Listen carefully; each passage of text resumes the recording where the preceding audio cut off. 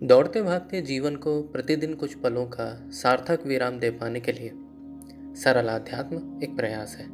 इस चैनल के माध्यम से हम व्यवहारिक और सरल स्वरूप में आत्मिक एवं आध्यात्मिक विकास पे बल देने के लिए विचार सामग्री उपलब्ध कराने के लिए संकल्पित हैं। आज इस पहले प्रयास में मैं मौन यानी साइलेंस पर अपना ध्यान लाना चाहूँगा। प्रयास करेंगे जानने का कि मौन क्या है, मौन क्यों चाहिए, मौन कैसे साध सकते हैं, मौन के ऐतिहासिक एवं अनुकरणीय उदाहरण क्या हैं। तो आरंभ अर्थ से, मौन क्या चुप हो जाना है? इंग्लिश शब्द साइलेंस का तो यही माने है, परंतु ऐसा नहीं है। मौन विचार विमुक्तता, शून्यता या निष्क्रियता नहीं, अपितु मन के लिए परिपूर्ण, सक्रिय व सुस्पष्ट पथ बनाना है। ये मन का संवाद है, भाषा की आवश्यकता से परे। वाणी से उपयोग करें तो भाषा की एक सीमा है। हिंदी, अंग्रेजी, स्पेनिश, बंगाली, हिब्रू आदि आदि अन्यत्र। और बोलने पर हम सभ्यता और शिष्टाचार की परिधि में आकर स्वयं से इतर दूसरे पे निगाह भी डाले रहते हैं। इसलिए बोलने पर ईमानदार रहने और प्रामाणिक रह पाना कठिन हो जाता है और दूसरे की उपस्थिति झिझक को पैदा करती है, जिस कारण विचार और वाणी में बदलाव भी हो जाता है। पर मौन एक वैश्विक भाषा है एवं आत्मिक भाषा है। वाणी उतनी ही ससीम है जितना समय, और मौन उतना ही असीम है जितना अनंत ब्रह्मांड। अब दूसरी बात पे आते हैं कि मौन क्यों चाहिए।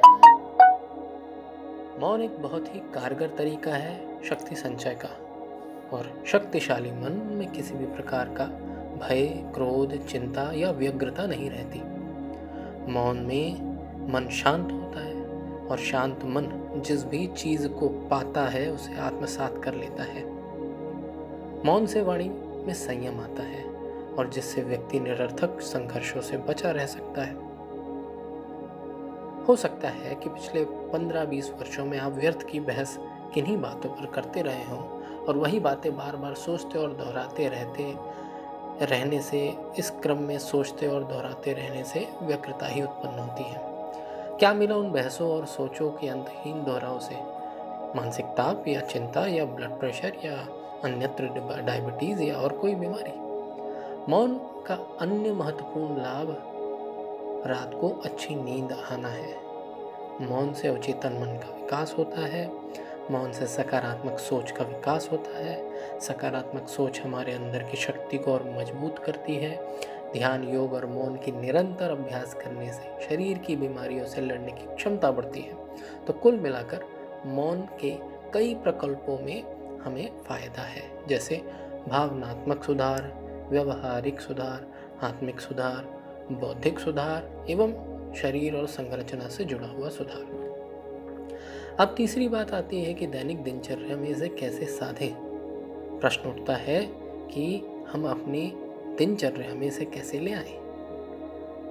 मैं आप लोगों को एक बहुत ही आसान और कारगर तरीका बताता हूँ। काम करते हुए बीच बीच में सांसों के आने जाने पर ध्यान केंद्रित करें, और जो भी दिखाई दे या सुनाई दे बिना किसी प्रतिक्रिया से देखते रहें। इस तरह काम के दौरान मौन के अभ्यास से मन को शांति और शक्ति मिलेगी। मौन में सबसे पहले जुबान चुप होनी चाहिए, लेकिन आप धीरे धीरे मन को भी चुप करने का प्रयास करें। मन में चुप्पी जब गहराएगी तो आंखें, चेहरा और पूरा शरीर चुप और शांत होने लगेगा। तब इस संसार को नए सिरे से देखना शुरू करें, जैसे 1-2 साल का बच्चा देखता है। ज़रूरी है मौन रहने के दौरान सिर्फ श्वासों के आवागमन को ही महसूस करें और इसका आनंद लें। अब चौथी और सबसे महत्वपूर्ण बात आती है कि मौन के ऐतिहासिक एवं अनुकरणीय उदाहरण क्या हैं। एक प्रसंग याद आता है। कहते हैं कि बुद्ध को जब ज्ञान हुआ तो वो 7 दिन तक चुप रह गए। चुप्पी इतनी मधुर थी, ऐसी रसपूर्ण थी, ऐसे रोआ रोआ उसमें नहाया, सरोबोर था, बोलने की इच्छा ही न जागी। बोलने का भाव ही पैदा ना हुआ। कहते हैं देवलोक थरथराने लगा। कहानी बड़ी मधुर है। कहीं देवलोक होगा तो ज़रूर थरथराया हो। कहते हैं स्वयं ब्रह्मा घबरा गए, क्योंकि कल्प बीत जाते हैं, हजारों हजारों वर्ष बीतते हैं, तब कोई व्यक्ति बुद्धत्व को उपलब्ध होता है। ऐसे शिखर से अगर बुलावा न दे तो जो नीचे अंधेरी घाटियों में भटकते लोग हैं उन्हें तो शिखर की खबर भी न मिलेगी।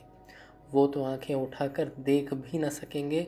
उनकी गर्दनें तो बड़ी बोझिल हैं, वस्तुतः वे चलते नहीं, सरकते हैं, रेंगते हैं।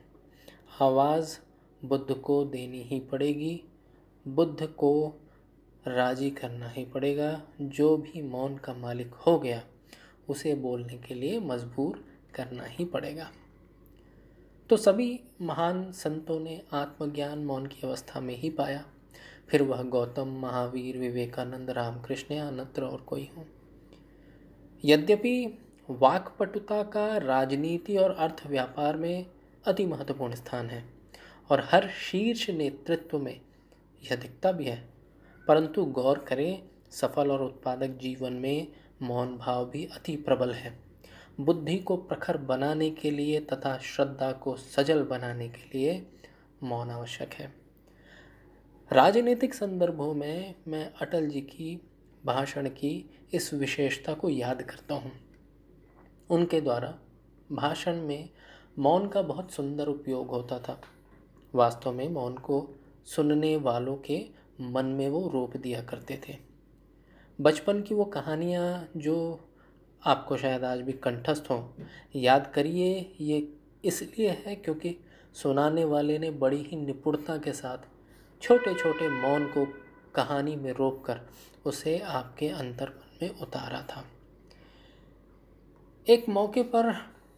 ऐसे मौके पर आपके जीवन में भी कुछ आए होंगे जब किसी लंबी उधेड़-बुन में मन में निरंतर चलने वाले शब्द भंडार में रिक्तता की अनुभूति हुई होगी और एक लंबी सी सांस लेने से मन मौन हुआ होगा।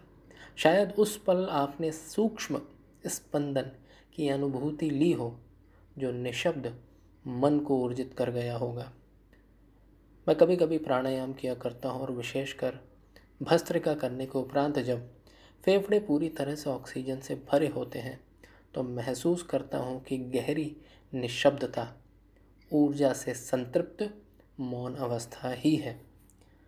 आशा है आप सभी को इस वीडियो के माध्यम से कुछ विचारणीय सामग्री मिली होगी। अपने सुझाव और प्रतिक्रिया कमेंट बॉक्स में अवश्य दें। आज के लिए बस इतना ही। सरल आध्यात्म से मैं विशाल आपसे विदा लेता हूँ। फिर मिलेंगे। जय हिंद, जय भारती।